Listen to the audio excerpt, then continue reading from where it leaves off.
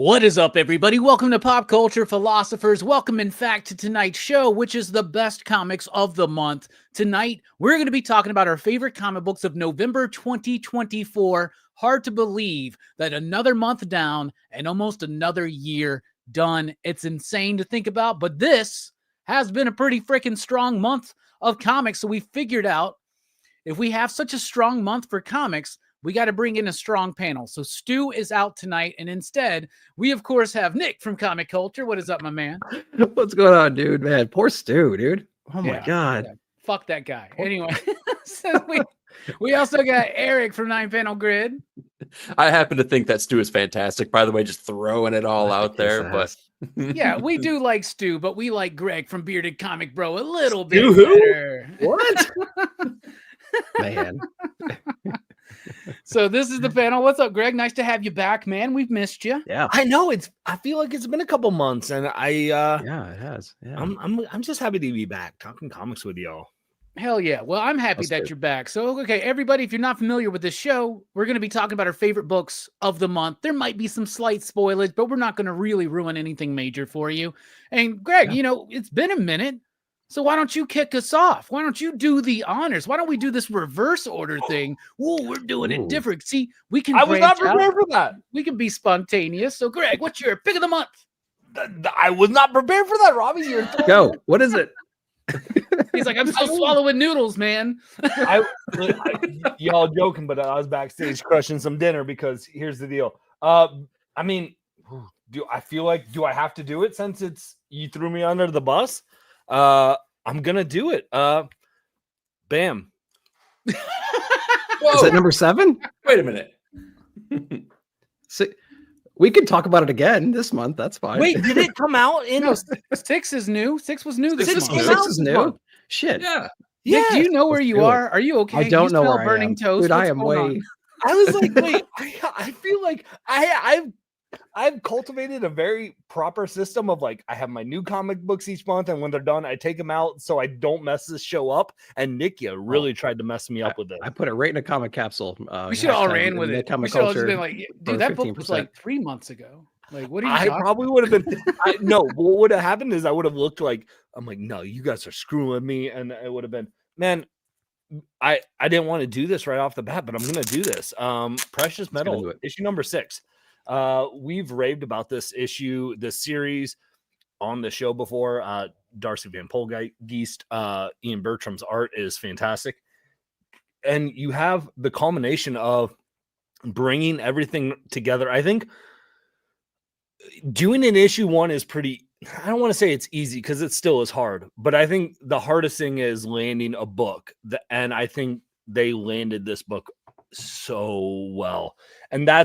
And to me, if this isn't in your top 3 books of the year, I'm shocked because this was just so well done. Even if you didn't read Little Bird, like, it stands alone as such a well-crafted story.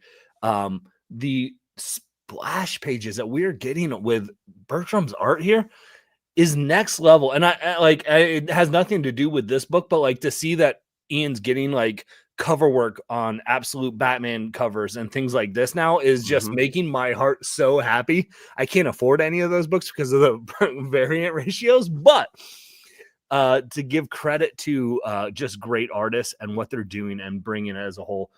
Precious Metal from the get-go has been great. Matt Hollingsworth, even on colors. But when you can take a story that has just been so engaging from issue 1 through issue 6 and stick the landing, nailed it for me. Yeah, 100%. I loved Precious Metal number 6. We've loved this whole series all year long, right? And, Little Bird, like, I read issue number 1 of Little Bird, and I was like, this might be the best comic of the year. Right. And it came out like in April or something like that, right? And it stood that whole year. Like, it was my number 1 comic that year. Precious Metal, I'm like, man, this might be it too. I don't know, man. It's so freaking good. And I love that you point out that it's not essential that you've read Little Bird. It works on its own. But if you have read Little Bird, they kept making Little Bird more significant to precious metal as they went. And they really did that in part 6. Not to the point where like you miss out on things, but man, just, I know we're all going to talk about it again on our end of the year shows and all that kind of stuff, right? But Ian Bertram, some of the best art in comics, period. I will wait another 5 years for volume 3, right? Yeah. Like it's amazing. The art is amazing, very imaginative with the artwork and with the story. There are tiny little things that are just thrown away that anybody could develop a whole series on, right? And Darcy and Grant Morrison don't have very similar styles as far as like certain content, but that's something that they share. Like that's something I love about Grant's work is that Grant will just throw so much shit into a story that doesn't really mean anything. It's just a cool idea that anybody else would develop like 100 issues of a book about, right? And Darcy does the same thing with Precious Metal. It's incredibly imaginative. The world building is impeccable. The connection to Little Bird is so strong, but it's also awesome that Little Bird's not necessarily required to understand this book, but it is a challenging book. And I love challenging books. Speaking of challenging, 9-panel grid, what do you think about Precious Metal? I love it so freaking much. I want to echo something that both you and Greg talked about, which is that it's not essential, that you read Little Bird. I would say that not only is it not essential, but you could really, they are enriched together, right? But you could read either one of these series in whatever order. It's not, it's like kind of like not like the Star Wars thing where it's like you got to watch 4, 5, and 6 and then go back and watch 1, 2, and 3 and do all that craziness. You could read this as a standalone and have the same experience when you read Little Bird after the fact and still feel as surprised and delighted by each story individually. And then, the totality of them together as well.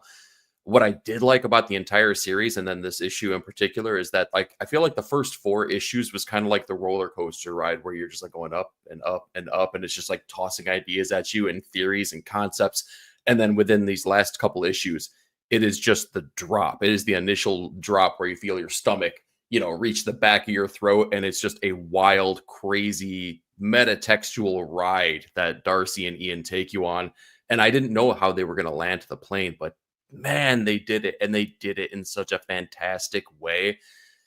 Yeah, again, like you guys said, man, it's going to be on best of the year lists for sure. It's absolutely on mine.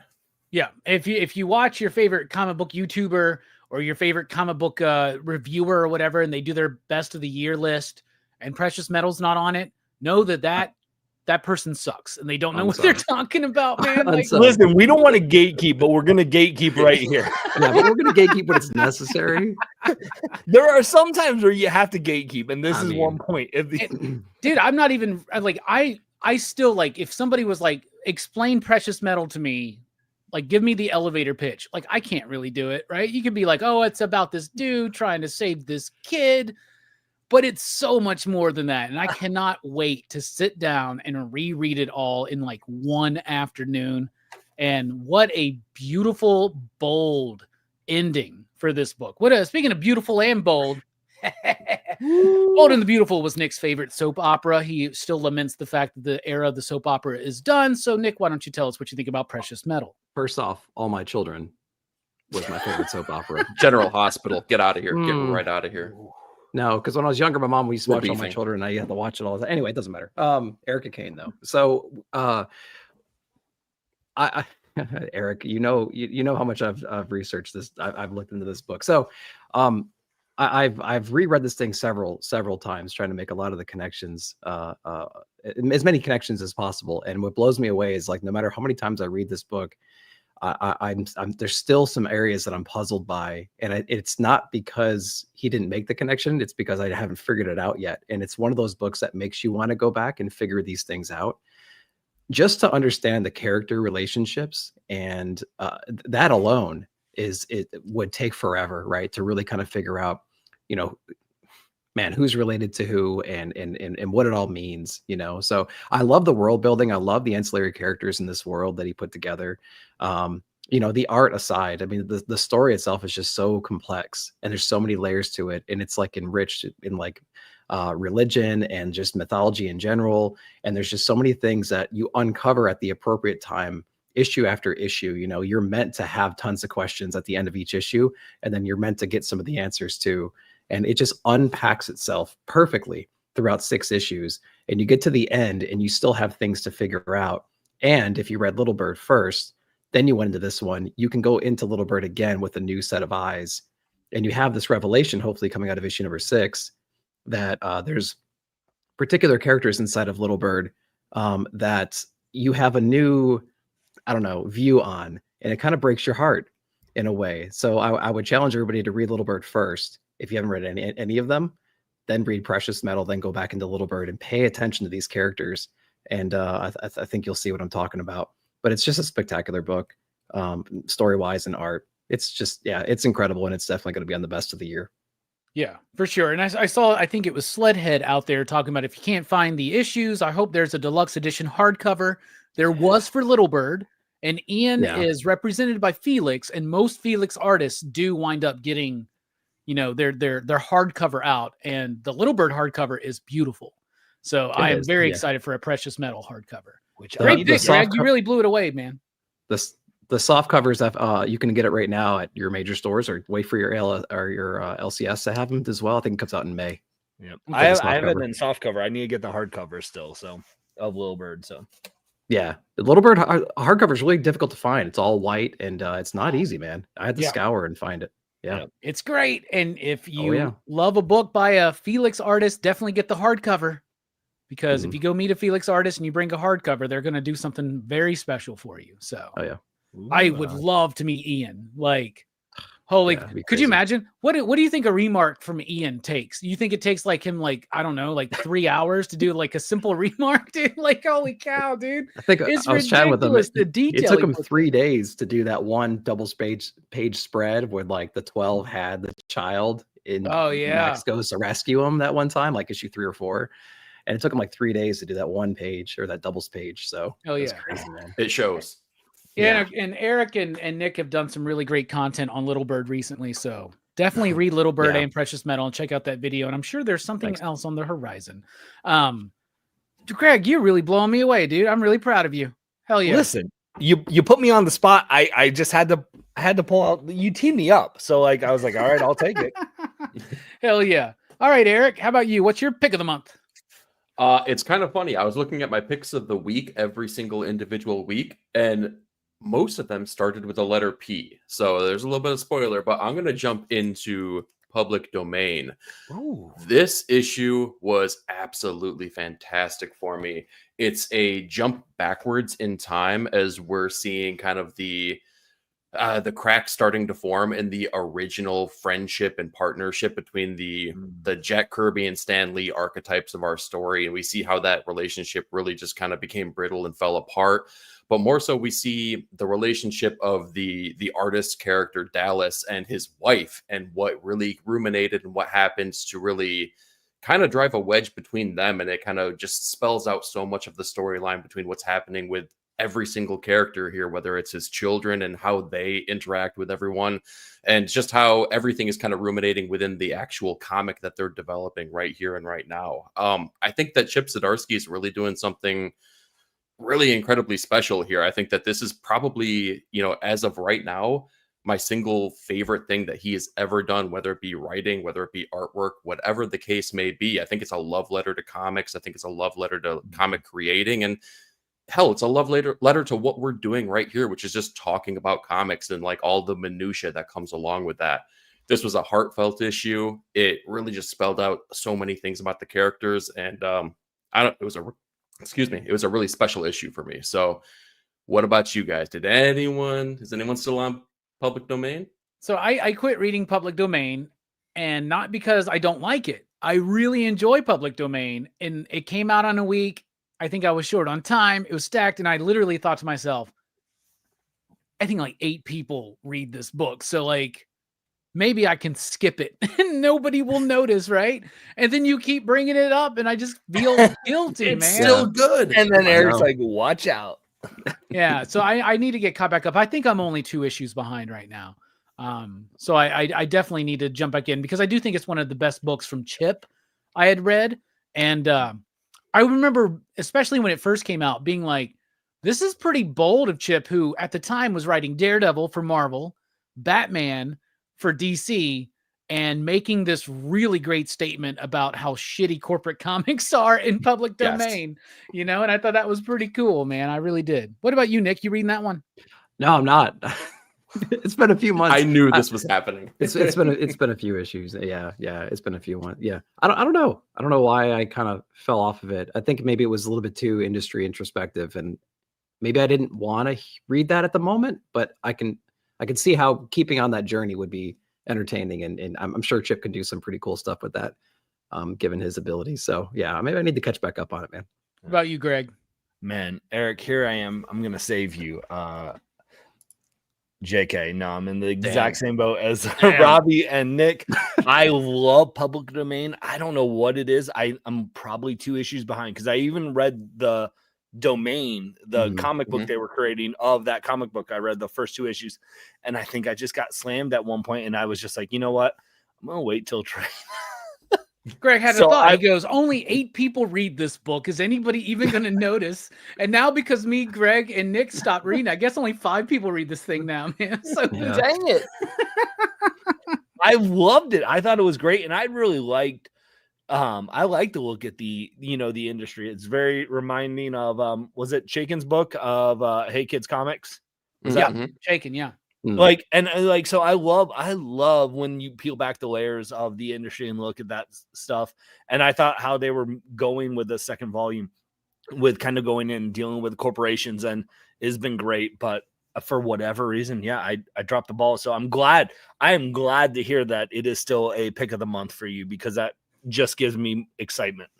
That's it. You know what? I'm just glad to see that the chat is behind me. So you said that there's 8 of us, and you know what? To quote Tobias Funke, there are dozens of us. Dozens. Are you sure those aren't the 4? Aren't those the 4 that we were talking about? Those are the other 4. Cliff, Rogue. Numbers don't matter.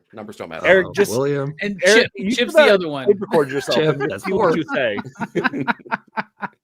No, definitely we need to check it out. I love how like Greg took the role of everybody else tonight and picked Precious Metal, and you come back with taking the role of Greg and picking a book that nobody's reading. Oh, just wait for my next one. Now that I have time, Robbie, I'm gonna pick a book that is just like nobody's reading, and you're gonna be like, that was a horrible pick, Greg. That's great. All right, Nick, it's time for your pick. Nick's pick. Oh, I like how that. Ooh, I like that. Hey, I might steal that. Why don't you do something called Nick's pick? You should. I don't know. My name rhymes with way too many things, Robbie, so I can't really. Nick's pick is too slick for you. What else is the rhyme with? Keep going. You'll get there. Keep sending those Nick picks. Yeah. Nick. Because so here is my second, because I totally remembered Precious Metal this month and didn't take a picture of it and file it with my books before I even realized it and forgot it even came out. So the one I'm going to pick is, sorry, Robbie, Absolute Wonder Woman. We have issue number 2 right here. My bad. Damn, dude, you took. I know, but you can go ahead and talk about this too here. So, all right. Okay, so this is why I like this one better than Batman and Superman right now. It's because this one's actually focused on the character, on the title for this book. The Batman book, it's not about Batman right now. It's about watching Batman do some cool stuff. It's about the whatever, society. It's about Alfred. It's about other things right now. It's about Batman's axe emblem. You know what I mean? It's about him doing things at an aquarium in a classic fashion. Superman's about a bunch of miners and about the history of Krypton and all this stuff, and like him being a loner and being secluded right now and not really, we don't really know what's going on with these characters. We're not in their heads. We don't know how they got there. We don't know anything about them. But this book right here is completely about the character, and that's what I love about it. But it also has all the same things we know and love about the character, the root of them, right? She's still an amazing person that wants to do the right thing, wants to, serve and protect, but also has that little twist to it, right? She's a little bit more demonic. We know exactly why, obviously, but she also has the same kinds of conversations and relationships that we know with like the US military, with Steve in this one, right? So we have all these just great character moments that we all know and love from this character, and we're pitted up against these gigantic kaijus that Hayden Sherman is freaking drawing, man. It's insane. Some of the stuff in here, the lasso in here, the twist on that element. We have like a penance stare freaking lasso of truth. It's insane what's going on in here. So I think this Absolute book is doing a way better job than Batman and Superman right now, because it's actually focused on the character And I love the twist on that. Being raised in hell, that's the kind of twist I want in these absolute books that I'm not getting in the other two. That's why it's my pick of the month this month. I am all here for that, dude. Everything you said is 100% true. Absolute Wonder Woman is so true to the character of Diana, yet still different. And I love that. I love that. I can see how Bruce and Cal are kind of like the same people too. In their books now, obviously, Absolute Superman's only had one issue so far, right? Right. And these books are all still very early in, but everybody is off their fucking ass about Absolute Batman. And I'm like, I'm not saying it's bad, man. It's kind of dumb, right? And I think one of the charm of Absolute Batman is how dumb it is. Right? He's got that giant construction. And here's the thing. They're like, we're going to change things up, y'all. How about a Batman with no money? I'm like, all right, why is this the biggest fucking Batmobile of all time then? If this dude has no money, what's he doing? Did he steal that? Like he stole Alfred's bike? Like, I don't. We steal his money every other arc as well. So like the fact that he doesn't have money doesn't change the character's core being, right? Batman hasn't had money. Batman hasn't had money in a DC book in the last 3 years. Yeah, if you've been reading Batman since before like Tynan's run, he's been broke since then. So it's like true. This dude's taking his money away. He's got a whole building that turns into a Batmobile or some shit. But like, right. No, I do like Absolute Batman, Absolute Superman. There, it's all right. But Absolute Wonder Woman to me is levels above, and it is because it's so true to that character still. It's still very different at the same time. And Hayden's artwork, like, like I fucking love Hayden Sherman's artwork. I have since I first saw their work on like Cold War back in the day, right? And then you get Wasted Space, you get Mary Shelley Monster Hunter, right? You got the Wildfire book that they did with Scott Snyder. Hayden also is able to shift and adapt their style to whatever the book actually needs. Like, it's so crazy to see the evolution of Hayden Sherman. And one of the saddest things in the comic book industry right now is why Hayden's not put up there with Jorge Jimenez or Dan Mora or any, like, I don't even know what the big artist at Marvel is anymore. Like Marco Cicchetto, maybe, you know what I'm saying? Yeah. But like, Hayden is one of the best going right now, and that ain't changing anytime soon. And Absolute Wonder Woman is absolutely fucking phenomenal. What about you, Greg? What are you thinking? I'm so glad that I went and finally picked up my books at the store today, because I was like, listen, I know I have to read Absolute Wonder Woman because I know someone's going to talk about it. And after reading Absolute Wonder Woman today, I understand why I knew people were going to. Kelly Thompson's killing it writing. Big fan of what she's doing with Birds of Prey and, you know, her run with Scarlet and things like that. But like those scenes right here where you have with her with the general in the war room where Wonder Woman is like, I'm like, yes, she's literally just like, just being BA that Wonder Woman needs to be, just telling the general to like to shove it. And I'm like, those are the moments that I'm here for, because that's my Wonder Woman. Like, you know, that's a beautiful thing about these Elseworlds. And the tough thing, I think, too, is, right, you want the Elseworld stories to be different enough, but they still have to be true to the characters at the core of who they are. And I think that what we're still getting this, you know, it's kind of like that first issue. I'm sad I wasn't on the panel to talk with you all about that, but those split pages of her with her mom in their home growing up, you know, when we first got that, sold me on why this is going to be so good. But those moments where it still is like Diana is someone that you don't want to mess around with, and she's going to be the strong protagonist that you want in the character and you want in a Wonder Woman. And everything you said about Hayden Sherman's art, I fell in love with their work with Thumbs, which was a great book. And if you haven't checked that out, go do it. Thumbs, The Few, Above Snakes, all their work with Above Snakes with Zack Snyder's. Yeah, that was so good. So like, no, that wasn't Scott. Why did I say that? Sean Lewis. But it's so good. Where this is at, I still like Absolute Batman, so I want to put some respect on that, because I feel like this panel is a little bit negative toward my Absolute Batman. I like my chunky Batman, okay? Like, listen, I like it. Right? It's just stupid. I mean, like it's awesome comic, because it's stupid. Right. But more comic-y for sure. It's the Fast and the Furious of the Absolute universe. Like all about family. this is ridiculous, but it's so much fun. I'm gonna have fun with it, and I think like I'm not, that's what I love about it. It's one of those, you're like, come on, that's ridiculous. Like a garbage truck, Batmobile. I'm here for it though. He just made my gun non-lethal. It shoots out little batarangs now. Like, what the fuck did you do? What? Yeah, but you loved when he made his chest plate an axe. You're like, come on, Cut that dude's hands clean off, dude. That shit was so badass, man. I loved it. I was like, I was like, I don't know what people are going to think about this book, and then everybody loved it, and I was like, hell yeah, okay. All right, this is where we're at. Okay, whatever. As long as it sells, that's good. Yeah. Hell yeah. All right, what about you, Eric? Any thoughts on Absolute Wonder Woman? Just got to echo everything that you guys have said. Hayden Sherman is doing fantastic work. I think like the confidence level that Diana as a character shows in the book, it honestly is only eclipsed by the confidence level that I feel like the creative team has. Like, I feel like Kelly Thompson has like a really wonderful understanding of like what makes the character tick. And Sherman, I'm sorry, like, dude, give me Wonder Woman fighting Lovecraftian monsters all day, every day, and I will be so freaking happy.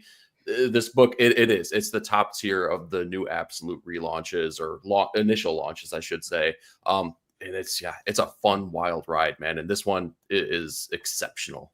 Yeah, really is. Yeah. And I love the Steve Trevor in the Absolute universe. Like, I like that story, and I liked how it gave us enough of the like what's going on right now. It gave us a little bit more of that, but then it spent so much time in the first one to build up the character of Diana and where she's been and what she's gone through. They do that with Steve in issue 2. I'm sure we're going to get a Cersei-centric issue at some point. Oh, and yeah, I just freaking love this version of Diana. And I have not really responded to a Wonder Woman book this well since Brian Azzarello and Cliff Chang on New 52, right? Though I do think Tom King is doing a great job right now. But there is something so dynamic in the composition of Hayden's work. It's insane. It's insane, and it's crazy that there's a book this good. All right, I'll throw Dead Earth in there too if you're looking for more Wonder Woman. I was about to ask Daniel Warren Johnson's Dead Earth. Like, Dead Earth is so good. That is, yeah, you're right. That's a really great one too. Yeah. All right. Well, what Absolute Wonder Woman number 2 was probably my pick of the month, but my next pick would definitely be. I just got a notification that Nick at Night's about to start in 30 minutes. Why am I getting notifications from your fucking Google Calendar, man? I don't know what's going on. I got a notification not too long ago for your haircut, bruh. Like, and I was just like, what? Yeah, yep. I got a notification that you had a haircut in 30 minutes. I should have texted you. I've been like, hey, bro, just so you know. So, how do I get on that calendar? I typically don't like books that I think are a little too on the nose or books that I think I could describe as preachy, right? But there was one preachy on the nose book this month that I thought handled itself very well. And I'm talking about Ice Cream Man number 42. Ice Cream Man number 42, W. Maxwell Prince, Chris O'Halloran, good old Neon, and of course the amazing Martin Morazzo on the artwork, right? I love Ice Cream Man. I love it every single time. And I'm reading this month's Ice Cream Man, and it starts off with W. Maxwell Prince, he's been doing this lately, especially on the book. It's kind of breaking the fourth wall, breaking the kayfabe, and kind of talking to the audience directly about their thoughts on the book, right? And this one is all, people say that this is a horror comic. I don't think it's a horror comic, but maybe it is. And I love that he's playing with that, right? And so as I'm reading it, I'm like, I almost feel like he's responding to me directly. You know what I'm saying? But he's like talking about horror. What is horror? And the basic premise of the book is this. He reveals the true horror is the real world, not these fictional things that these writers and these artists are concocting, right? Fiction is an escape from the horrors of the real world. So in the midst of this anthology, absurd experiment that is Ice Cream Man, understanding that Ice Cream Man is being kind of pigeonholed is the wrong word, but kind of being pegged as a horror comic, and that will immediately turn some people off, right? You tell people like, oh, this is a horror comic. Most people are like, oh, I'm not into horror, right? But Ice Cream Man is so much more than that. It is an exploration of the human experience and the horrifying and the elevating aspects of being a human person, right? And so in this one, he has these characters go through and uncover the real horrors of like school shootings and fucking injustices in this world, right? And it does feel like a deliberate response to the election. But we know how comics work, especially Ice Cream Man, right? So Yeah. Ice Cream Man gets like what, 5 issues a year at this point? This book was already in the pipeline way before, right? I think it's a response not to just the election in America this year, but it's a response just to everything going on in the world, right? And the fact that fiction is supposed to be this escape from things where we can explore, like I love horror. Y'all, anybody that knows me knows I love horror movies, horror comics, all that shit, right? Have you ever thought about doing a horror movie show like during the month of October? Yeah, I've thought about it. I've actually thought about doing a horror movie show in August, September, and October. Pretty soon, it's just going to be Horror Fest. Like, why do I not just run a channel called Horror Fest, right? But I probably should. But I'm a big horror fan. And one of the things I love is that horror is a way to explore the horrors of the world. And I love that what W. Maxwell Prince was doing in this issue in particular was pointing out that the real world is way more horrifying than our fiction, right? And I don't know. I think W. Maxwell Prince doesn't think he's as clever as we think he is. And that even makes him more clever, in my opinion. I loved this book. I thought it was amazing.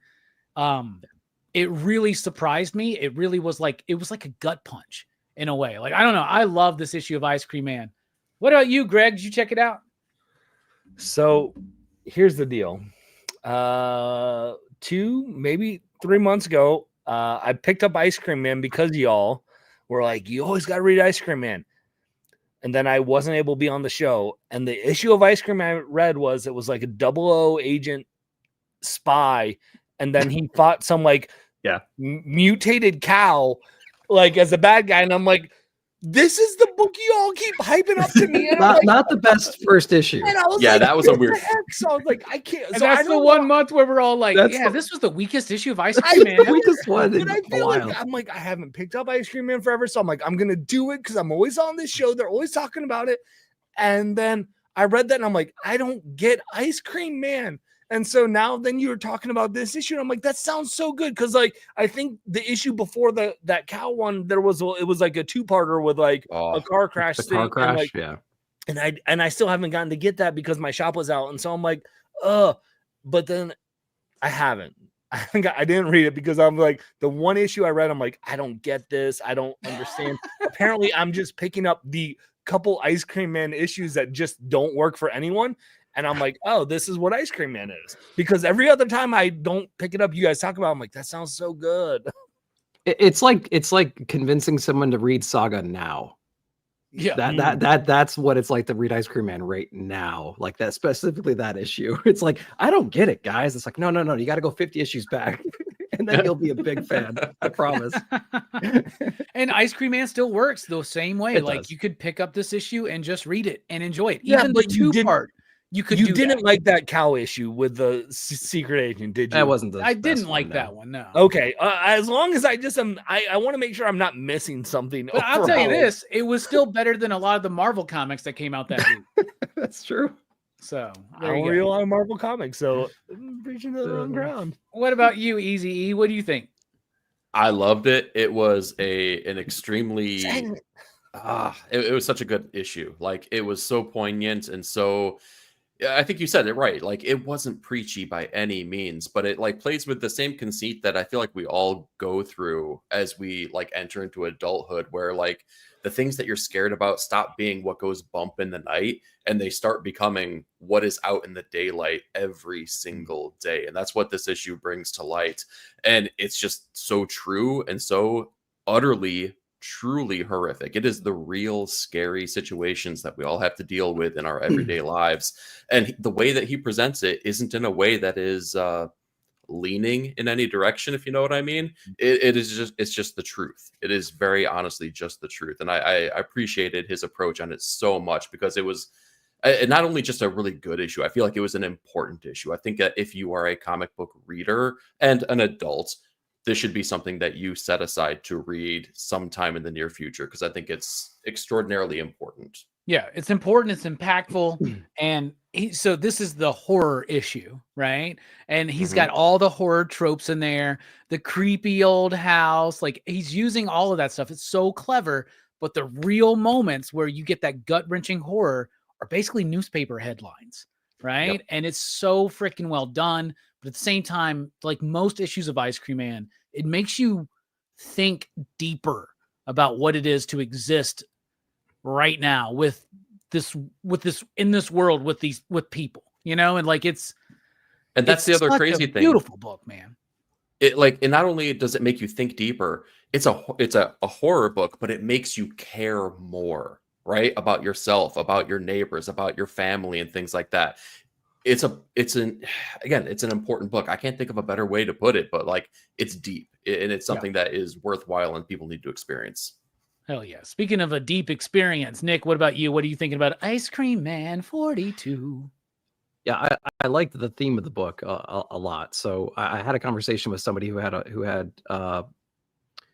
maybe made some connections, political connections, you know what I mean, and tried to say like some of these things were not, I don't know, these weren't great topics for him to bring up, and it kind of, you know, shows where he might be leaning and things like that. But I would challenge anybody to maybe, if you're thinking that way, just rip and replace those examples with whatever example horrifies you from the world. And the theme of the book works either way, right? You can pick your poison. That's not the point. The point of the book is not those three examples that he personally resonates with and he wanted to put inside this book. The point of the book is that like some crazy shit happens out there, man. And it's scary as hell outside those doors. And as Eric said, like, you fear what's in your closet, what's under your bed, but as you grow up, you fear what like is out there that can affect you and your family and your community and things like that. So pick your poison, and it works either way, right? If you don't resonate with what he resonates with, perfectly fine. Insert your own three examples, and the book is just as powerful. So that's my advice to anybody that may have had a particular issue with this. Yeah, absolutely. A fantastic book. Once again, perfectly executed. The Ice Cream Man is so amazing because I can't believe we're 42 issues into this book, right? That's not the hugest seller, right? There was a moment where there's a lot of spec hype behind it when there was like a show that was supposed to be on some weird streaming channel or some shit like that, right? Yeah. But like this book is sustained itself just based on the word of mouth of how good it is. And it's not just so good because the stories are good and the art's great. It's because it's innovative, and it's 42 issues in and it's still innovating. Man, it's ridiculous. Like comic books are not as innovative as they used to be, right? Yeah. Because a lot of the tricks have been done, right? And we're still riffing off of Will Eisner and Frank Miller and Jack Kirby. You know what I'm saying? We're still like playing with the innovations that those creators did. And W. Maxwell Prince, I don't think there's a thing, like I really think he has given up on the idea of this as a continuing narrative about this Ice Cream Man. Like there will be one issue when it's finally over where we get the big reveal about everything and what it really means, but that's so insignificant as to why this book matters, right? Yeah, it has at least he nothing was in to this do with one. the story. Yeah, He was in this one, which is kind of rare. Honestly. Yeah, it is rare nowadays, isn't it? Yeah, it's not about the Ice Cream Man, guys. This screams like a TV show adaptation of like each episode could be like every comic could be an episode. That's what it seems like from what you guys and said. it would be a cool Like Black Mirror. Yes, it'd like a Black Mirror, American Horror Story, whatever. There's yeah. no Like way though to like really do it justice on screen, I think, right? Because one of the beautiful things about Ice Cream Man is that it's so important that it's a comic, because it's so much playing with that format. Like even just the decompression issues with the car wreck, right? Yeah, that'd be tough. Like you could do that in a I don't know, man. I honestly think that people are too stupid for Ice Cream Man as a TV show. I mean, I don't know. Like, I mean, what I mean by that is saying that like, I don't think a Hollywood studio would put money behind it and allow it to be innovative, right? To allow it to actually push the television medium further. Maybe they could, maybe, I don't know.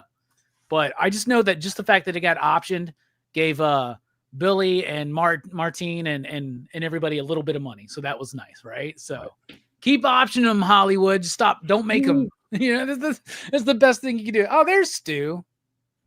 Hey, man. Everybody go check out Stu's channel. Sucks, but go check it out. It's pretty cool. All right. Where are we at? Round 2. Why don't you kick us off, Greg? What's your round 2? Sucks. No. Oh, sorry. You know what, Robbie? It's your show. It's a choose your own adventure, Robbie. Do you want me to hype another DC book, or do you want me to hype a Marvel book? Jesus. I'm letting you, Robbie. It's in your hands. I'm throwing this to you because I'll let you throw. DC well, I don't know. Marvel? I think DC had a better month, but Okay. have we talked about a Marvel book yet? We haven't. I don't think I plan on talking about a Marvel book. Hold on. Okay. No, I don't have a Marvel book on my list. So why don't you tell me? All Hold right. on. As long as it's not Amazing Spider-Man, you're good. Perfect. Done. Okay. I haven't read All right. that. So this, to me, this is probably the most Marvel book that doesn't feel like a Marvel book. And I've been loving Sentinels by Alex Paknadel? Paknadel, yeah. And I found out about Alex because of this show with what was the alien book? All Against All.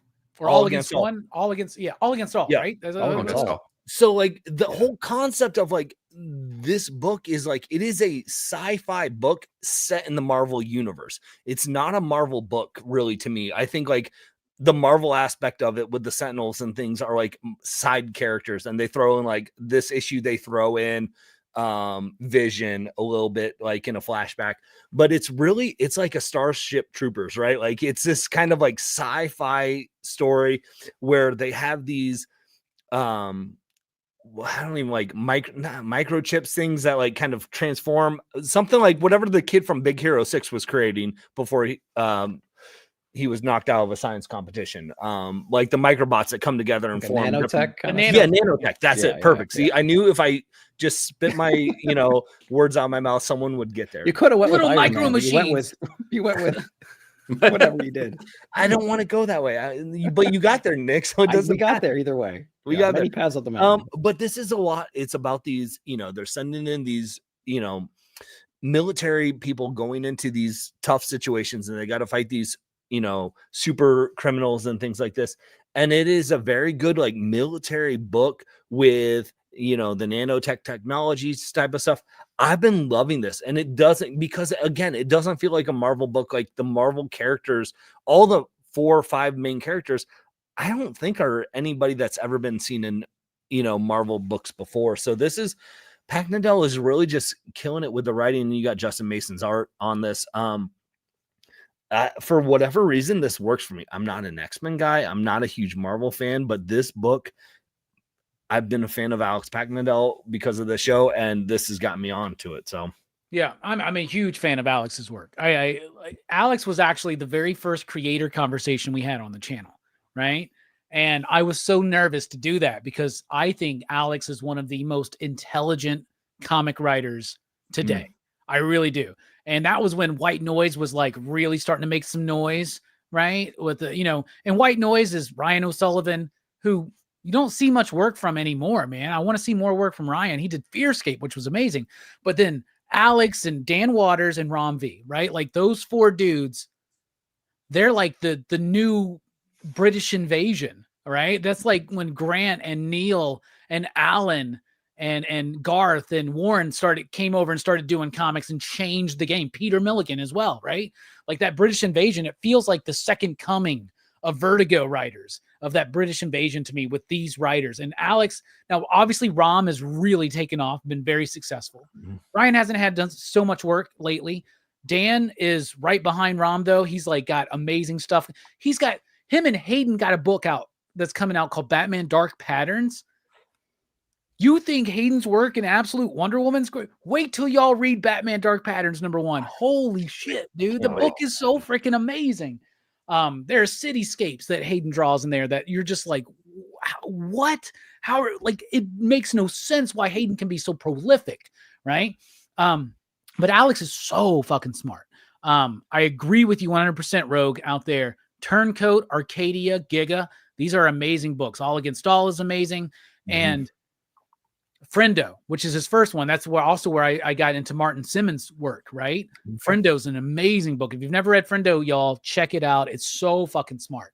And when we had Alex on, I was like, man, you do sci-fi so great. You're sci-fi, blah, blah, blah, blah, blah. He goes, oh, I'm not a science fiction writer, Robbie. And I'm like, what? He goes, I'm a horror writer. I write horror stories. Red Coat, by the way, not Red Coat. Red Town. Is that the Turncoat book? Do you know what what's the TKO book that he did? What is it? That's Red Fork. That is Red a Fork, brilliant yeah. freaking story with the artwork from the Shirtless Bear Fighter artist. Yes. Oh, that book is so good. Red Fork. Thank you so much. Yes. And he was like, no, I'm a horror writer, but it makes sense. Even Sentinels, right? Oh, it's a sci-fi book. It's about soldiers with nanotechnology. No, it's about the horror of being a soldier. It's the horror of being a technologically advanced soldier and having to rely on it, right? And if this book wasn't tied into the X-Men, we would probably, more people would be talking about it because it would be an image book that more people would be into. But because it's a third tier X book, it's being ignored by a lot of people. And it is one of Marvel's best books. And I loved issue 2. I loved issue number 1. Another great pick from you, Greg. What the fuck is going on? You take a few months off and you come back and all of a sudden you're just like banger, banger, banger. And one of my picks was a Marvel book. Look at that, Robbie. Look at that, yeah. I hope you're happy, Herm. We gave Marvel some love. What about you, Eric? You reading this one? Dude, so the X line, I had to give a short leash to. Like I initially had to, because the first wave of issue number 1s that we got, most of them didn't resonate with me. And then the second wave came out and I had to shorten that leash more.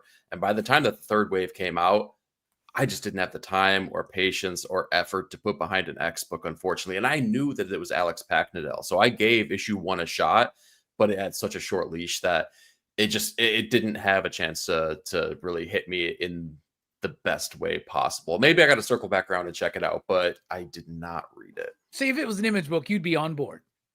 Yeah, when you said that, that's honestly totally true. And it's because you were one of the few who actually made it through Krakoa, right? Yeah. So I understand why all your X books have a very short leash right now. But it makes I never thought about what you said, Robbie, until we just started talking. But the idea that if this wasn't tied, that's why I said it at the beginning. This is the most non-Marvel book, in my opinion, of a like if it's not set in the Marvel universe and it's a Boom book, it's an Image book, it's a any other publisher and not have it under a X-Men label, I think people would be loving this book. Hell yeah. Nick, any thoughts? You reading this one? I read issue number 1. I have not read issue number 2. I would agree. Everything that Eric just said basically kind of rolls into what I'm about to say. And Robbie, you were talking about like it's a third tier X-Men book. And I think that in a third tier where tier 1 sucks is very difficult to kind of keep the steam going, right? So it's like, man, I did read it. I think the art was the big standout for me in issue number 1, and then issue number 2, it just wasn't enough to kind of keep me going. But I'm interested. I see a lot of support in the chat too about this book. So we're talking about the one Marvel book Herm doesn't read. Yeah, we did it. I got to go back and give it a shot because it does sound interesting, but it just didn't blow me away the first issue. So maybe I need to read issue number 2. For an X-Men book in particular, it's incredibly smart. That being said, I don't think the X-Men books are super bad right now. Like I think Uncanny X-Men's strong. I just did a reread of X-Men 1 through 3 and then caught myself back up, and it's not that bad either. And I really liked Psylocke issue number 1 for some reason. Psylocke was good. Yeah, Psylocke was solid. Dazzler sucked, but see, I didn't read. Was expecting anything else. Exceptional's not great. I didn't think. Yeah, I mean, like there's a lot. Exceptional, I think, is okay. NYX though, like I didn't like, and Phoenix is something I need to get caught back up on. So Phoenix was good. And I dropped out of X-Force and even X Factor. I mean, X Factor, you reading that one? That's your beloved Mark Russell, dude. I'm caught up on that one. I'm reading that. It's good. It's fine. Yeah, I mean, it's fun, but they're so disconnected right now that I just can't. I don't know. I just can't get into them right now. It doesn't help that they're like really fucking overdoing it, dude. Like double shipping and like 8 new number 1s every month, and even Storm's really good, man. Like there's some good stuff, but like decent number 1. They really they missed the mark again with the X-Men books, where they were like, here's an opportunity to just do. Why did the X-Men books and the relaunch of all the X-Men stuff in the early 90s work so well? X-Men, Uncanny, X-Factor, X-Force, Excalibur. There you go. That's all you need, right? Like make those, like if they would focus more on 5 core titles and really focus on making those books good. And instead you got Alex, and I don't even know who the artist is, but like you got them really doing some great work that's being ignored by everybody because it's just getting buried under all the other X books, right? So Well, they're getting burned by main titles. What are they going to jump into Sentinels and take a chance? Right. You know what I mean? It's Mhm. like no. They're not No, gonna do I that. think what you're saying of I didn't even think of it as an X-Men book, but the fact that people are like, oh, I don't like the top tier X-Men book, so I'm not going to read a third tier X-Men book makes a lot of sense. But Justin Mason's the artist, Robbie. okay, cool, He's cool. doing a great job. Yeah. And I think he is. it So would good. look even better without. I think it would look better if it was an indie book too, because it might Yeah, have yeah. like a different approach artistically. You know what I'm Yeah. saying? Like, Mhm. More freedom there. yeah. Yep. Huh. That's a good pick. It's a good pick, Greg. I'm very fucking proud of you tonight, man. Your one YouTube channel I think doesn't suck. What about you though, Erica? you. What's another pick for you? All right. Let's Speaking see. of YouTube channels that suck, no, sorry. Yeah. I crossed my mind. I was like, no, I'm done. I'm done doing this thing where I tell people they suck. So we're Don't over. let it. Robbie's I did it negativity for you, bleed Robbie. into That's us. my job. No, So You built we've me up had- enough that I we're so conditioned to now that we roast each other. Yeah. We didn't even give him a chance. All right, we've talked precious metal. I've talked public domain. I'm going with the third P here that no one else has read. I'm going to talk about power fantasy, damn it, because you all should be reading it. good Lord. Get off camera, Robbie. That's right, exactly. Leave. Get out of here. Y'all don't deserve this book because it is the absolute best book right now that is pretentious as all hell. Mm. I will say that. It is pretentious. But man, this does so many good explorations on the notion of superpowers outside of the super heroic books that we have. These are truly super heroic beings as like nuclear deterrence, basically. This is the world that we would be living in if these people existed, and how to control and manipulate them, and how they control and manipulate the greater society and the governments of the world. But this issue plays with the notion of how you control those people and what it means to control them. And it really kind of like plays into some poignant things about the humanity of these people as well, because they're not just missiles, they're not just powers, they are beings with emotions, with feelings, with motivations, and all these kind of things. It's a really great exploration of that. If you dig Kieran Gillen's work, which is highly pretentious, you're gonna love this. No. If you don't, it is not going to be the book for you. So this is very clearly going to be a divisive book one way or the other. Yeah. But I think it's a really great exploration of that idea, because in a world where we have Magneto and he seems to like, tilt the world on its axis and cause EMPs to take out all of the electricity and the power among the world. This is what happens if that were to really happen. And I really love the fact that they're playing with those ideas and working with that, with those notions.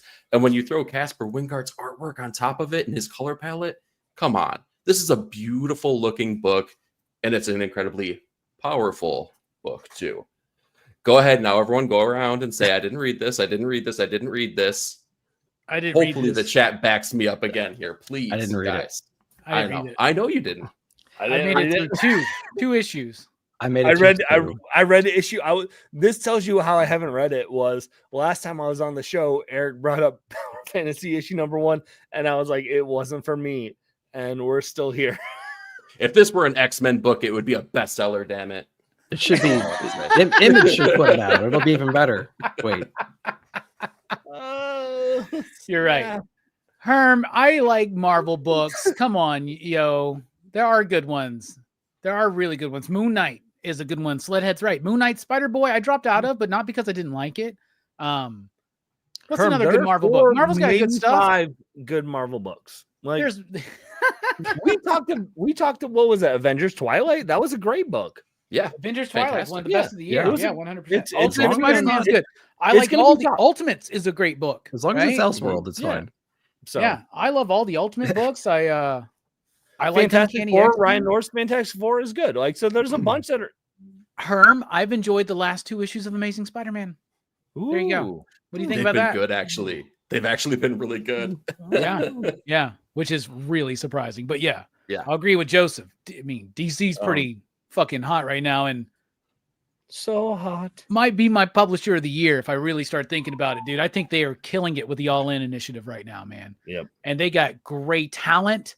I just got to read Jeremy Adams's Aquaman #1. Tell me it's good. Tell me it's good. Tell me it's good. It's good. It's good. I really like it. Of course, I'm a mark for Aquaman, so it's really Gosh, I've been hard. I've been standing for Aquaman for literally ever since like the fact that Aquaman hasn't had a solo book for like 4 years now has been insane to me. So I'm here for it. So I'm going Has to it tell been you 4 one years? little tiny spoiler that I don't think we've had revealed yet. Ooh. Do you know how in the DC universe, like post absolute power, some people when they got their powers back, they got different powers? Yes. Maybe Aquaman's got some different powers. Ooh. Ooh.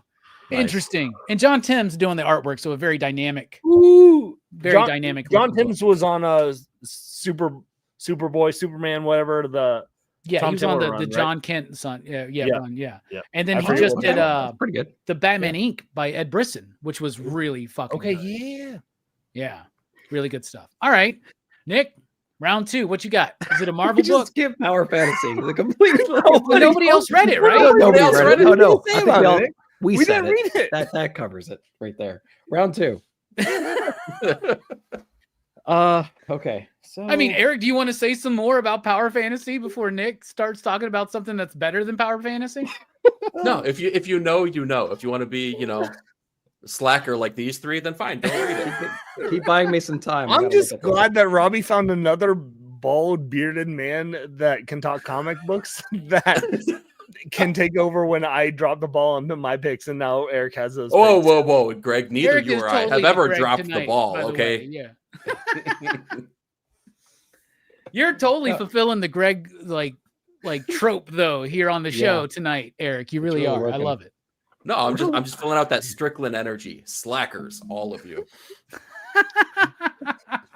Remember the word, son. Discipline. Yeah, I'm trying to figure out where I want to go with this. So there's a bunch of different angles here. I have several, but one book that really kind of blew me away, and I wish it kind of came out for around Halloween time. We have Hyde Street issue #2 right here. Man, this was really, really good. Jeff Johns on this one. We have is it Reyes on the art or Reyes? I don't know how to say his last name. Their name. Reese. Reese. Ivan Reese, Thank you. isn't? Yeah, there's 3 different ways to say it. And I said 2 of the wrong ones. So this one was really cool. And apparently Yvonne, by the way. Oh, is it not even? Are you serious? I think it's Yvonne Reese, but yeah, I don't know. I think God it's bless Oh Yvonne. wow, I would have got it completely wrong. Or at least in I a learned retailer so call, much. Tom Taylor was calling him Yvonne. So Okay. I was like, Perfect. what? Well, who's Tom Taylor? Like, what is he now? You mean Tom Taylor?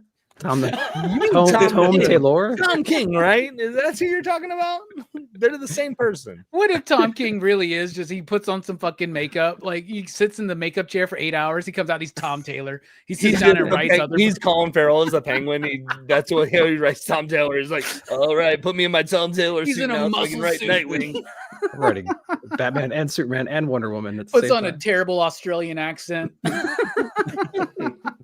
Just my Tom God. Cruises it like Tropic Thunder. What are we talking about? Hyde Street. No, your book. Jesus. By All Yvonne right. Reese. By Yvonne Reese. And Jeff Johns. Okay, so I was really obsessed with like this like Boy Scout that we saw in the first issue that we didn't really know what was going on. We had like the dude with the hypnotic glasses kind of running the show in the first issue, but this kid was really demonic, and there's a lot of cool interactions in the first issue. But this issue is completely focused on this Boy Scout and like how obsessed he is in this mission to recruit souls to whatever this higher being is that we kind of uncover towards the end of this issue. It's really cool to see like his origin story as well, like his travel through the Boy Scouts, how he earns his badges and how they're like mystical and demonic in essence. Really, really love that. But the artwork in this book by Yvonne Reese. is spectacular too. There's some really cool 2 double-page spreads in here with like the campfire, like or like the forest fire during like the overnight like retreat and whatnot, and he earns that fire badge, that like arson fire badge. I thought that was handled really well. he stalks this police officer throughout this entire issue, and this police officer has a really shady past. He's a murderer. He's covering up some stuff, but this kid knows like his deep dark secrets, and he follows him around, and he ends up, kind of taking him out. And he, he's the serial killer of serial killers inside this book. I just loved how like evil this kid was, and you're kind of like rooting for him at the same time because you can't help but align yourself with his interests in this particular issue. But the kid's messed up, and I just can't wait to see like more about this world. It's giving us these little hints about the scoreboard, right? Like how many souls can you recruit to this being?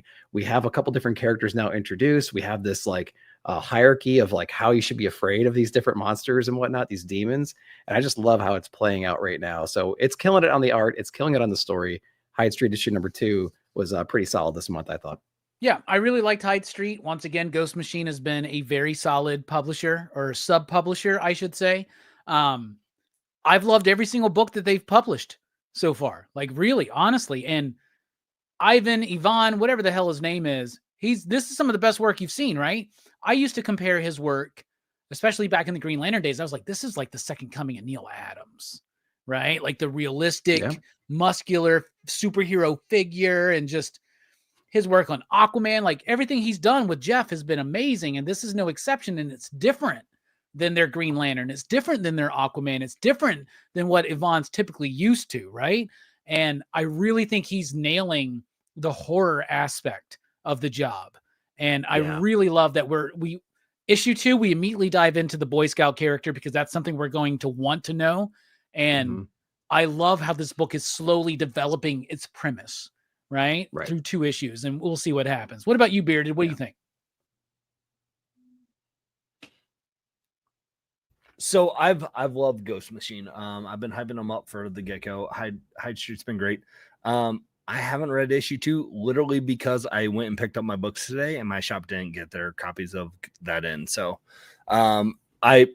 it's been so good. Like, and so like it just makes me happy to hear that Hyde Street 2 was great, because I loved issue 1 with your Madman / like with the X-ray glasses. And the characters are so engaging enough. Like, I can't wait to know more about what is his name, Pranky, the little Boy Scout. Like, and like that's the whole like scoreboard. It reminds me of Cabin in the Woods, where they had this like big scoreboard of like, who do you guys think this is gonna be? And I know it's a different scoreboard, but like that's my mindset. And I'm like, I love that it's like that thought out for them with this world and these universes. So I haven't read it yet, but that is just because my shop is a smaller shop and didn't get the books in yet. So plus Diamond's been very fucky lately. So if they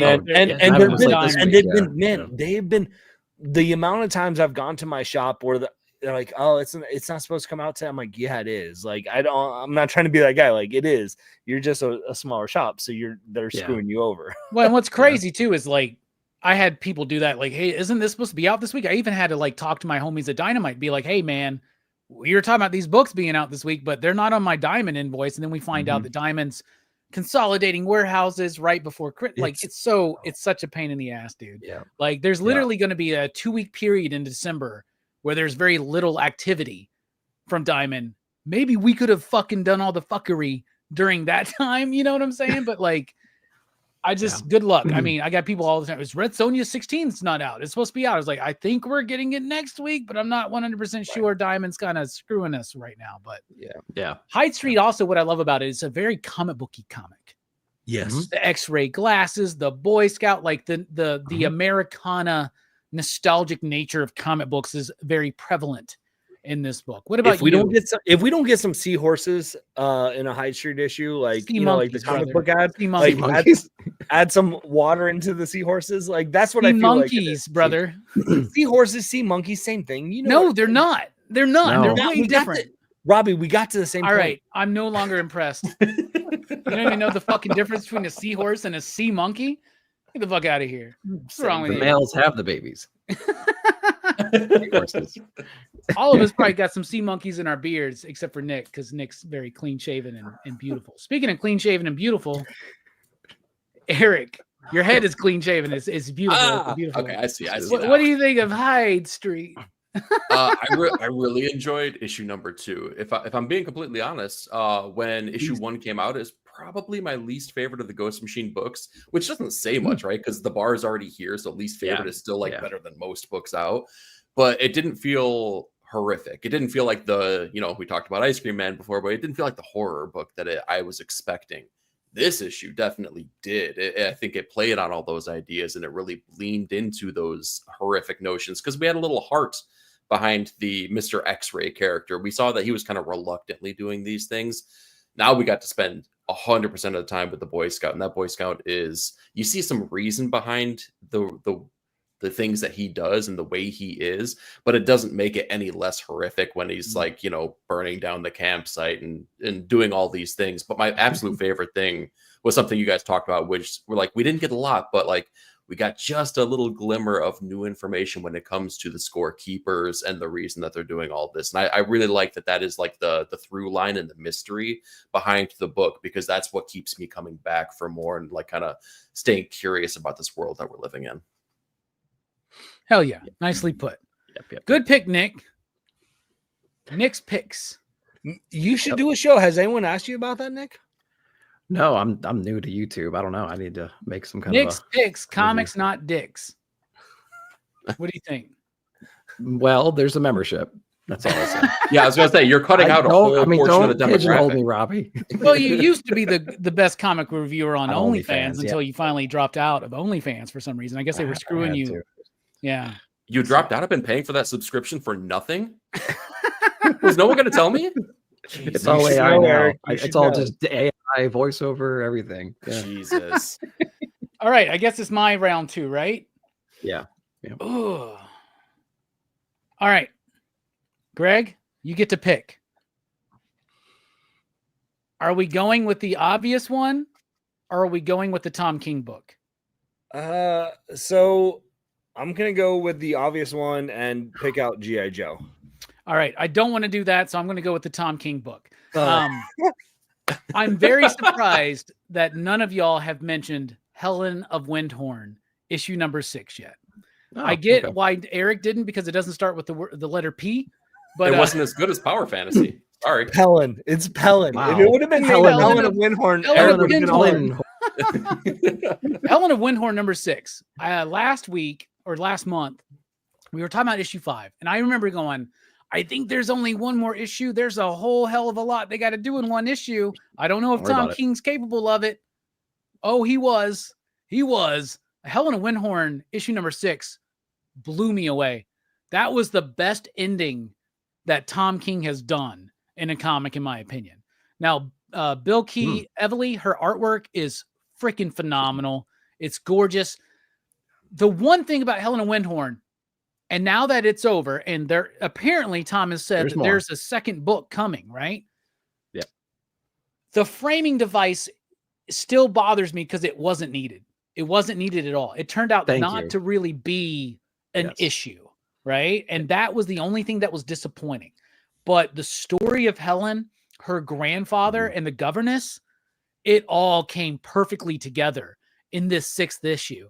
I thought it was beautiful. It was gorgeous. It was poignant. It was impactful. And it was exciting. I cannot believe it, y'all. Like, I loved the shit out of this book. And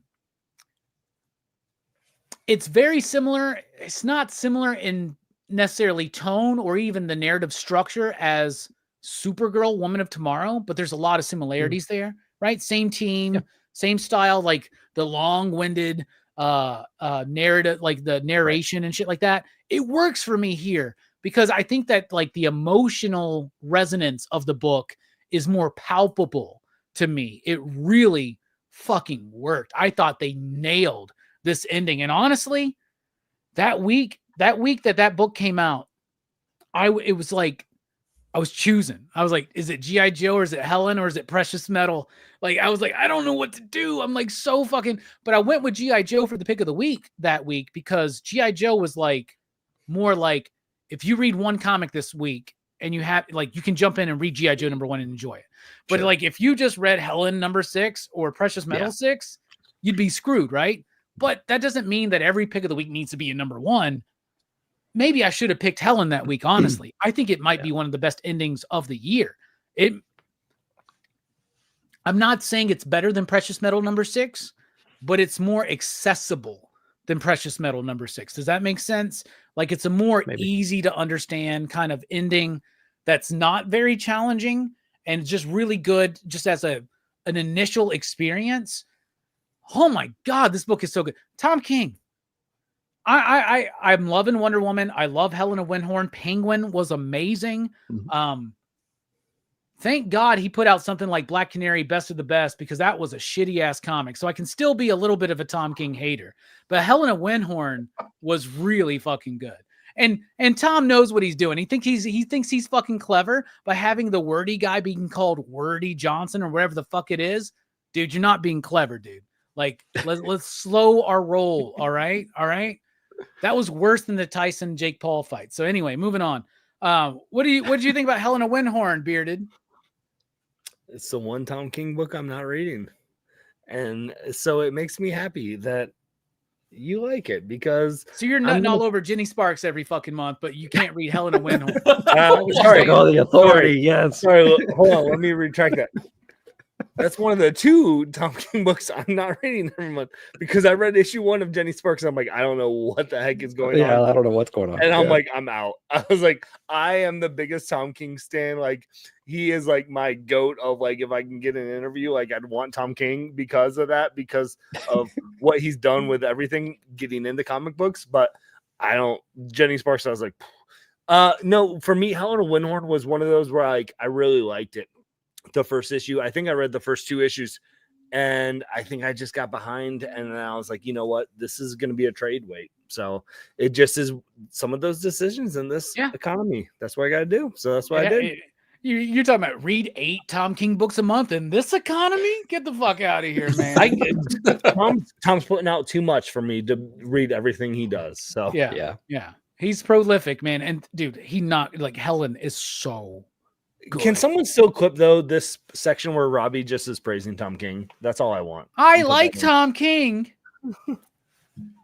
There it is. Clip that. That's all I want. That's my ringtone now. Whenever I like Tom King. 9-panel grid. What do you think? Dude, the only thing that made me happier that week when Helen's finale came out was when Tom King said, "There will be more." Like I finished reading the issue and I was like, damn, that was really good. There'll be more. That made me jump out of my seat going, yes. Oh my God. I was so excited because as an ending, it was okay. It landed the plane. I liked it, but the framing device is the same thing we've all been kind of over. It's like, was it necessary? Did it do anything to elevate the story? No, not right now. But there were certain things that happened in this last issue of this first chapter that really started making me question, do we know what's going on in this book? Because there's a point in there where Helen asks the governess, am I real? And I was like, whoa, wait a minute. Right. What does that mean? What does that have to do with anything? Because we don't know. All we've seen is the governess in the future for this framing device. So, dude, and it calls back to the scene where the governess is arguing with the grandfather, and there's this giant serpent that is attacking, and she's just like arguing with him as he's going through this, and she is totally unfazed. So again, it makes me think, do we know everything that's happening in this world? Is this framing device going to come all the way back around and become something that is like extraordinarily significant? I don't know. So, but it's that kind of stuff that also excites me about it too, because while it didn't work as a chapter 1 ending, dude, the potential that we have for more stories within this universe, dude, it's mind-blowing. Artwork is great. Writing is fantastic. One of the best books of the year, period. All right. Yeah. All right. Fair enough. What about you, Nick? Nick's picks, what the dicks? What? That was rough. Yeah, that was. Change the order of those. It might work it up.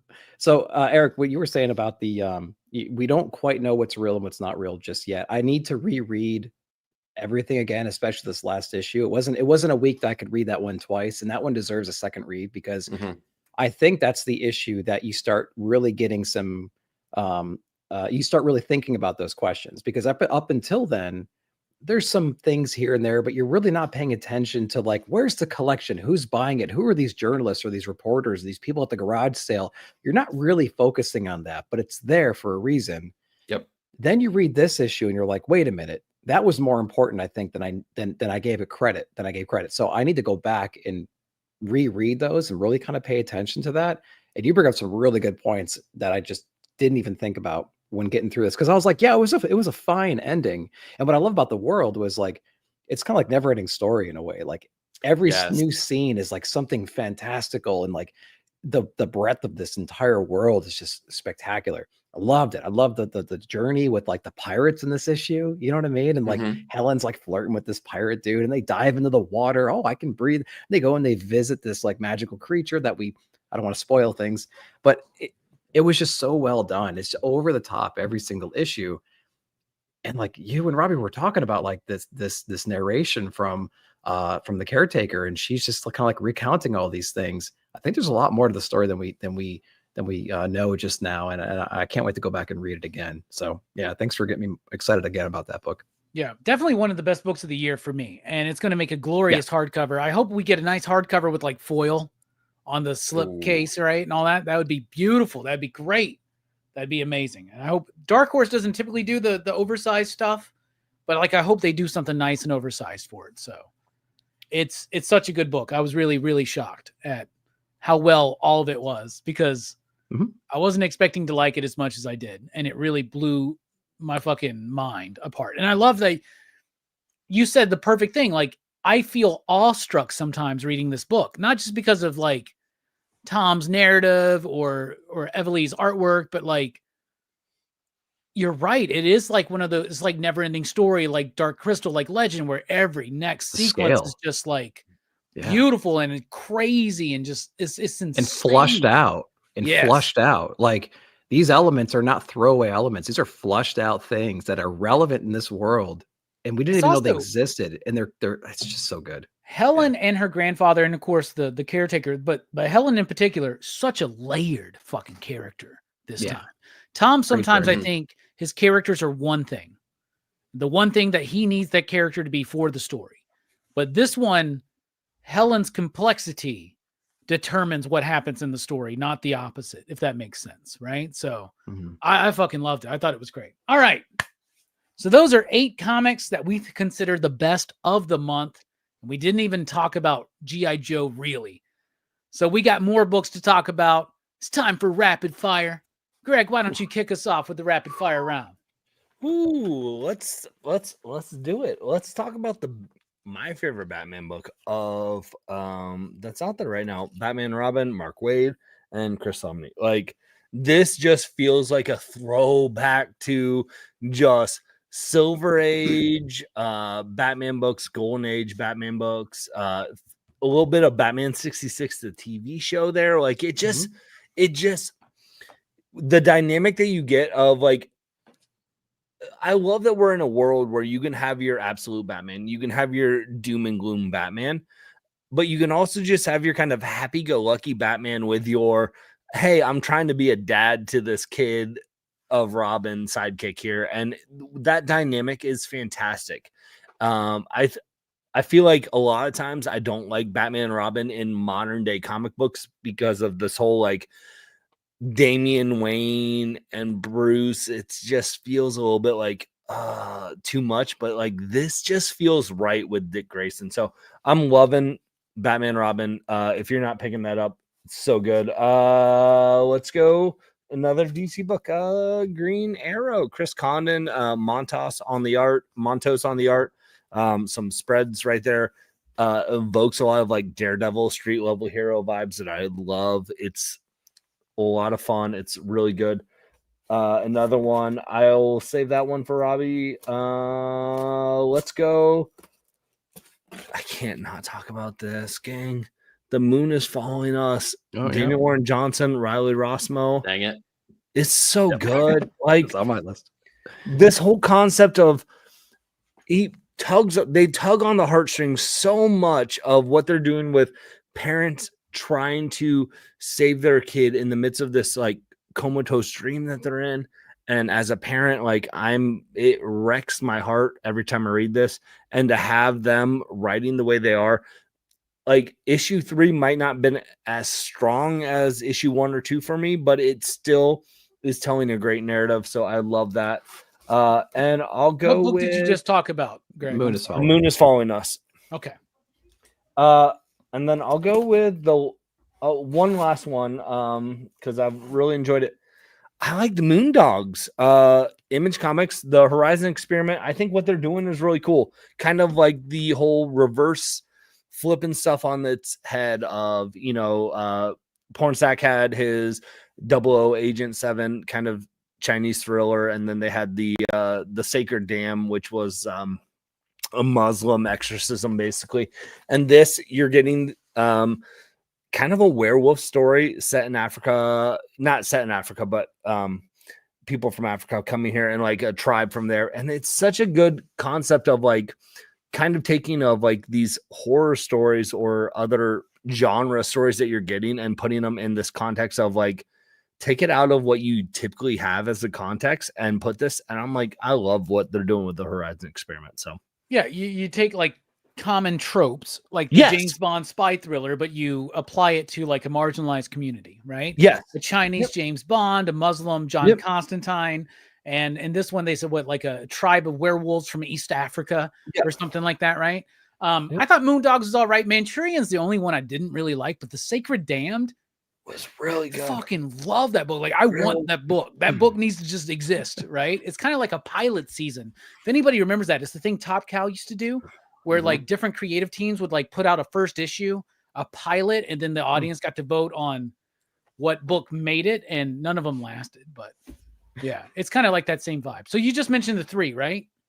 I mentioned Batman, Robin, Green Arrow, Green Arrow, right? Green Arrow. Moondogs, and The Moon is Following Us. All right, I just want to make sure I left don't one repeat. off the list just so you can talk about it, Robbie. Cool, thank you. Was it DuckTales? All right.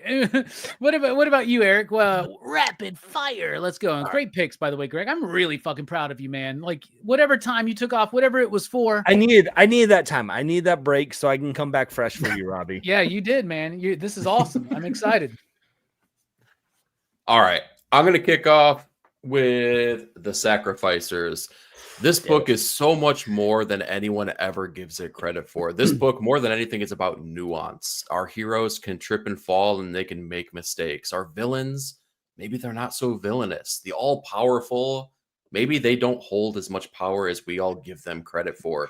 This is an incredible series so far. This issue does so much for what we kind of perceive as the main character of Pigeon and the things, the trials and tribulations that he has to go through himself. So this leaves us off on one heck of a cliffhanger, and it's the beginning of a new story arc as well. So awesome place to jump on for this story. Tin Can Society. Dude, I am loving this series so much. What a man. horny issue too, man. I love was, it. Very yeah. horny. It's So so good, freaking though. horny. It plays with so like this book is about character, right? It makes you feel for every single person on the pages, right? You understand these people, you know their motivations, you know what makes them tick, and you know ultimately at the end here maybe what caused the ultimate demise of the MacGuffin of our main character here. So Tin Can Society, if you dig on like Stephen King type of characterization, it's the perfect book for you. Let's see here. Joyful and Happy, the Rockefellers. Dude, this was Black Science if Black Science had like a hint of like that nihilism that was taken away. This is just such a happy romp, even though there are some, terrible things that happen within these pages, but it's terrible in the way of sacrifice for your own family as well. I love they're playing with the future landscape, and then the juxtaposition between our modern day time, which is the past for our main characters, how they traverse that, and again the fun joyfulness of all of it. It's a great book, and it also makes a good case for Peter Tomasi and Francis Manapul to do Fantastic Four. Right? Dude, Yeah. I would really love a great Fantastic Four book, Marvel. Just throwing that out there. Whoa! I will have no Ryan North slander on this show, Eric. You can curb that, because I don't disagree that they would make a great Fantastic Four book, but Okay, so I'm the biggest Moving right Fantastic along. Four. I'm the biggest Fantastic Four fan here. I've been reading it my entire life. It's my favorite comic of all time. Ryan North's run is okay. The biggest thing is that it's coming off a Dan Slott, so that's easy to do, right? But like, we live in a world where Jack Kirby, John Byrne, Jonathan Hickman, these people exist. So, I mean, Ryan North's Fantastic Four is just okay. No, Honestly, the artwork has been the thing that's hindered it the most. For me. That's It's fine. coloring in particular, man. Fine, but the fact that you can give me Ryan North is coming up with If more- Ryan North's Fantastic Four book was an Image comic, we would not be talking about it. he's coming up. Ryan North is basically the ice cream man of Marvel because he's coming up with a new concept every single issue that you're like, this is fantastic. And the fact that you can't appreciate that, shame on you, Robbie. I'm done. Oh God. We're hurting feelings this episode, guys. I was telling I'm Greg how proud I was of him. Aw. Oh shit, you took another one. That's dude. Ugh, so good. Yeah, I'll wrap things up with Detective Comics. And I did not think I was going to continue reading Detective Comics after Ram V's run because it ended so spectacularly that I thought that anyone that was, kind of there's no way that they could live up to what had happened previously. Tom Taylor's doing something really special here, though. And I can say that because they're playing with ideas that have been played with multiple different times already. Bruce is aging. His body is breaking down. He doesn't know if he could be Batman anymore. This is not original. But the fact that it's still an incredible crafted story between the narrative and the artwork, even though those ideas have been played with, dude, like, I'm along for the ride. Right. Mikkel Hanin's artwork. I was about to be like, absolutely how do you stunning. say the artist's name? I was really Oh, dude, someone corrected me in my comments. I'm sure they've done the same for all It's of us Ivan. at this point. yeah, it's I think it's Ivan Mikhail Maria. Hanin, It's right? Ivan. Right? Hold on. It's Yvonne. It's Nick, Yvonne help me out, Reyes. dude. Who's the always creator said- of Copra? I can't remember. Michelle Fife. Copra? Yeah. Fifey? Michelle Fife, right? Fife. I think it's Fifey. I don't think it's Fifey. It's not Fifey. It's Fife, right? Is it like, I know we're joking What now, was the but other it's one? Michelle Fife, right? Is it not? That's how I say it. Yeah, it's Fife. You're right. You're right. No one's mentioned it yet, Rogue, but we're getting to it, dude. Detective Comics, is that not? Is that not? Pierre. Is that not the best? Janine, Hanan, Panin, whatever the fuck. Like, is that not the best artwork of his career? It blows my mind, dude. And the really coloring good. is amazing in that book, yo. Like, all of a sudden, DC Comics remembered color theory. Marvel, pay attention. Color theory. Let's go. Detective Comics is amazing. Good picks, Eric. I'm proud of you. I'm proud of you. You've made up for the power fantasy bullshit. All right. Whatever. What about you, Marco Cicchetto? It's Cicchetto. I don't Cicchetto. give a shit what people say. Kiketo. It's Coquetto. Is it really? Yeah. I had some guy early on. He sent me a voice message. He lives in Italy. He sent me a voice message on IG and he says, "You keep saying Cicchetto and it's Coquetto." And in a very Italian accent. I'm like, oh, okay, cool. I'll always remember that now. So now we got to be like, it's Marco Coquetto. Like, okay, It's like Coquetto. David Mazzucchelli. I just say Mazzucchelli. Fuck, man. All right. Who cares? We're not I guess Bunch of dumb if white somebody guys said if trying to say this if shit. somebody was like Ruby, it's hard to mispronounce. Wait, Nick, Yeah. rapid fire. What you got, but man? let's be honest. I'm not correcting if they call you Ruby. I'm like, hey, that's fine. You can call him Ruby. I'm not gonna be like, oh, sorry, it's Robbie. You're right. Okay, let's get into it. Universal Monster Frankenstein, issue number 4, right? Another great one. Cool prison cover on this one too. I love all the little quiet moments inside the whole series. We had this, like, the obvious one is the close-up on the kid's father's hand and how that hand is relevant even in the monster form. And we see these really nice moments. This book had a lot of great moments in it too. A lot of great, like I said, the quiet moments, and then like the mob mentality towards the end of this book too. It's just handled so well. So if you're looking into more Universal Monster stuff, Dracula and this book are the way to go.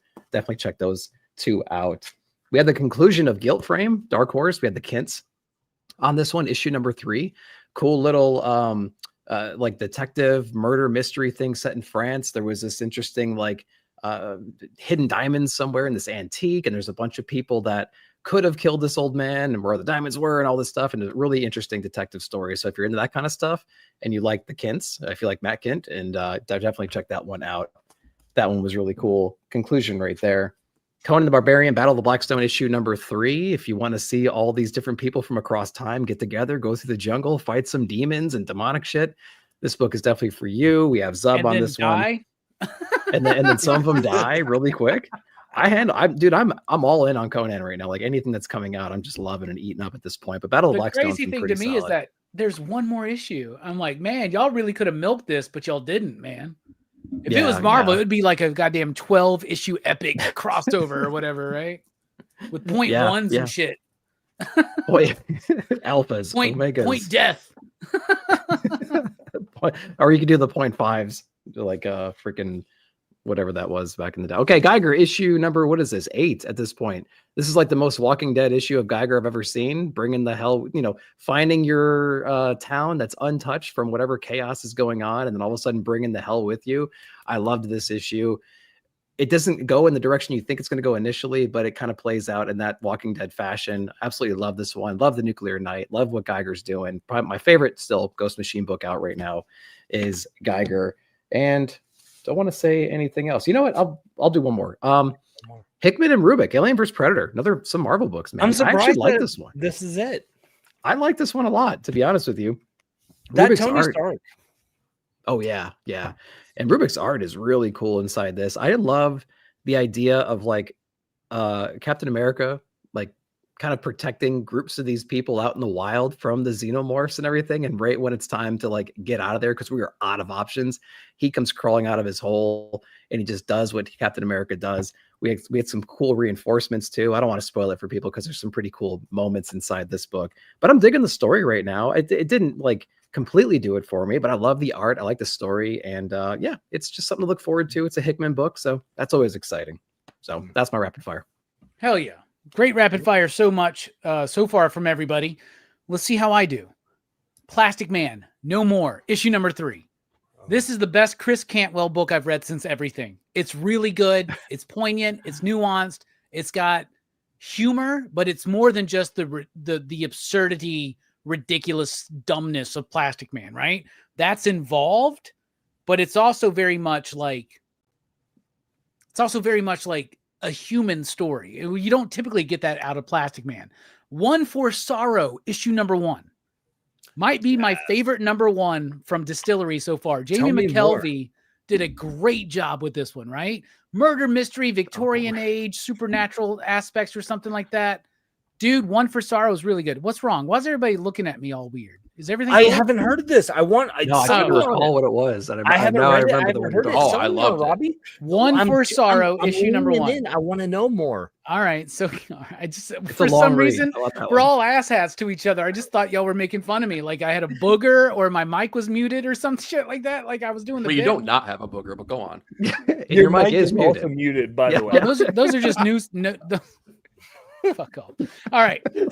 DuckTales, issue number 1. No, go back to Sylvie on that story.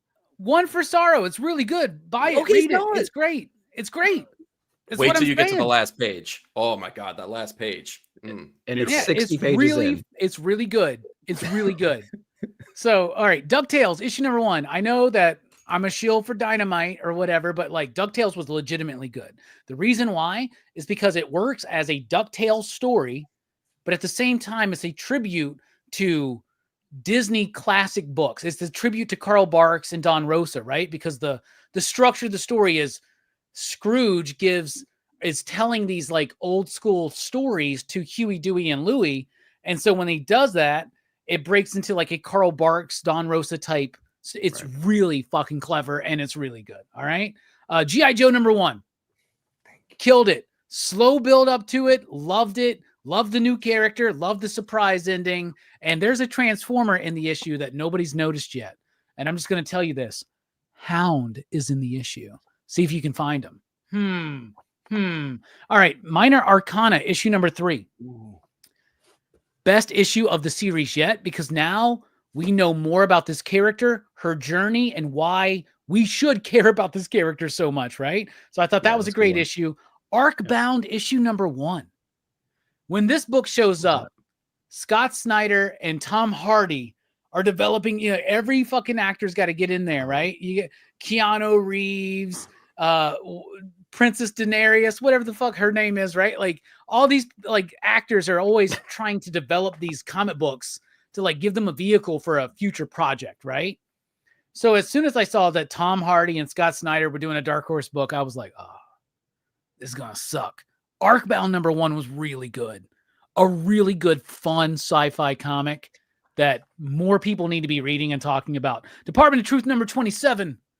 Marilyn Monroe, her story wrapped up. So freaking good. This book blows my mind. Martin Simmons didn't even do the art in this issue, and it was still amazing, experimental, innovative, and interesting. Null Hunter, issue #2. Null Hunter is a retelling of the Hercules story with incredibly dynamic artwork and coloring. The artwork in this book by, what's his name? Gustavo Vargas.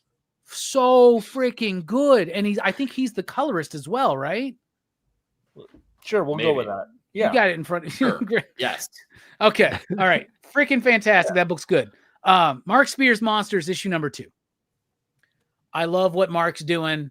He's putting everything he loves into his one comic project, right? Mark is a friend of mine, okay? And Mark was like, I don't know if I'll ever get to do another comic, so I put it all in there, bro. And he was like, and issue 2 is the G.I. Joe shit. There's a Snake Eyes type character in it, and that's the best moment of the book when you get that double page splash of the beheadings. Freaking Mark, I love you. You're doing such a great job there.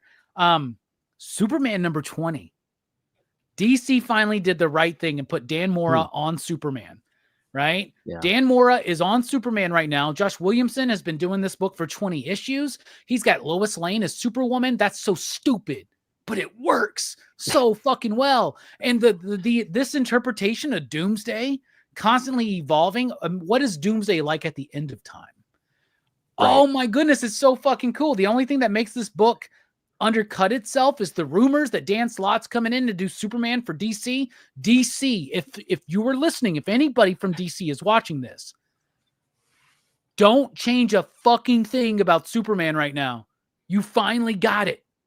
Josh Williamson, Dan Mora, keep that team on there as long as you can. Speaking of Dan Mora, how about putting him on the fucking biggest book of DC, Justice League Unlimited #1. Really good. I loved it. Now I saw somebody that mentioned when I was reviewing it, they left a comment.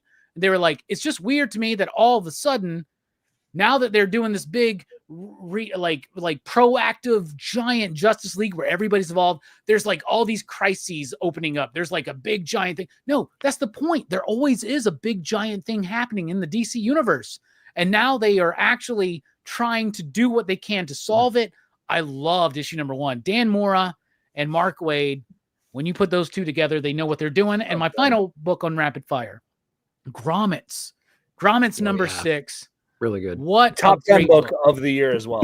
Yeah, it's like another great book of the year. Slice of Life. It's a book about stoners, skateboarders in the 80s and a coming of age high school story. Yep. There's no reason this book has to go as deep as it does.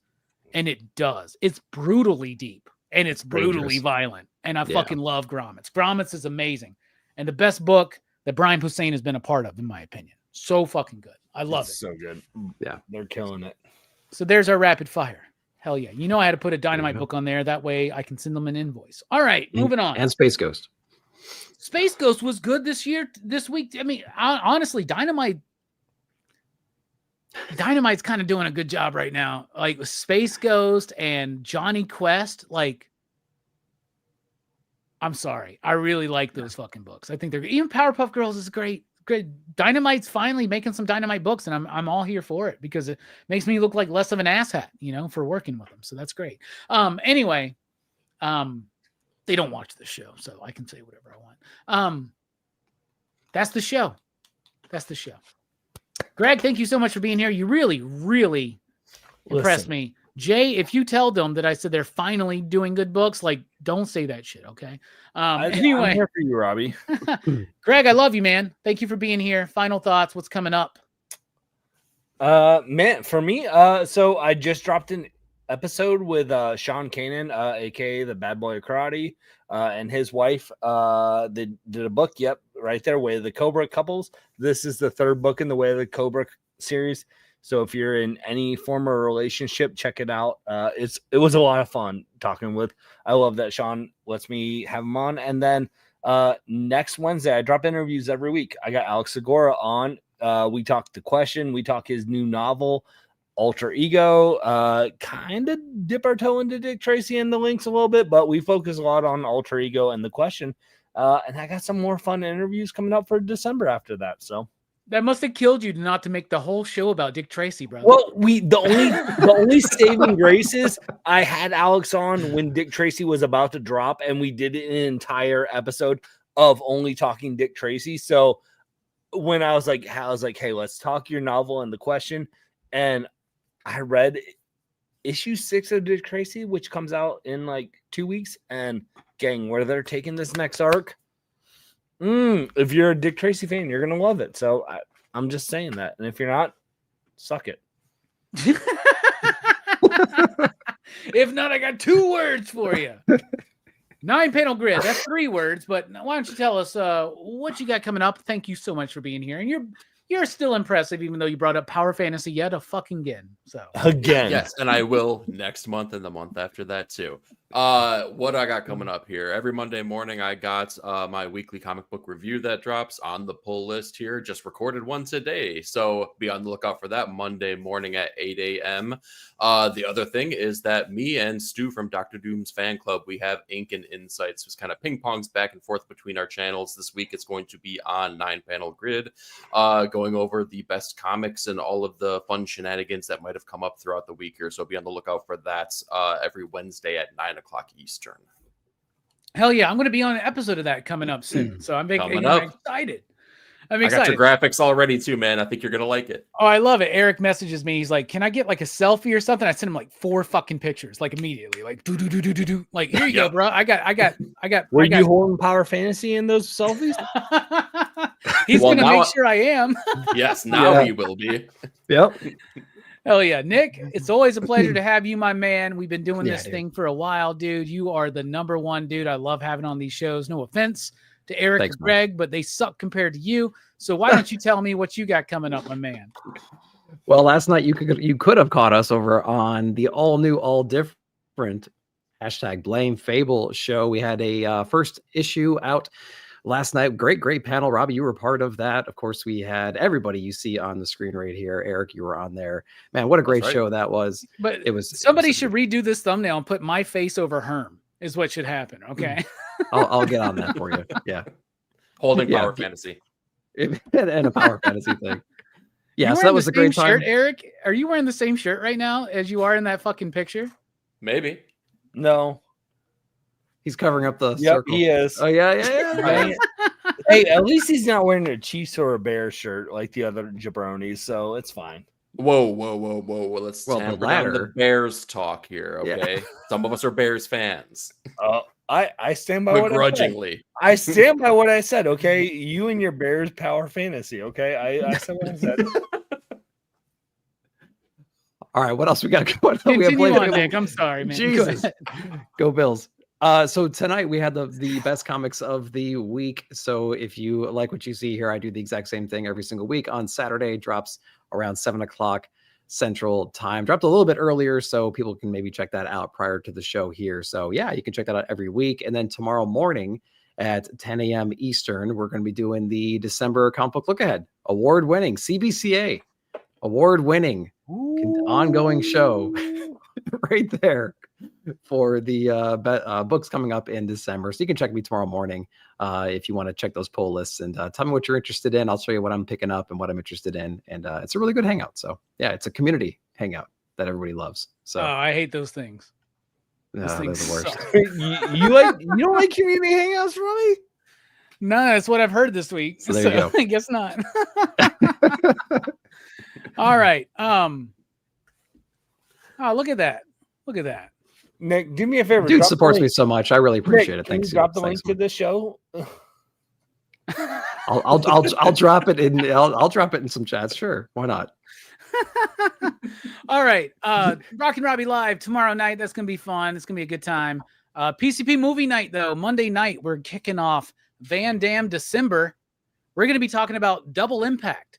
That's the movie that y'all picked for us to do for Van Damme December. Double Impact. I'm sure that's going to be super fun, yo.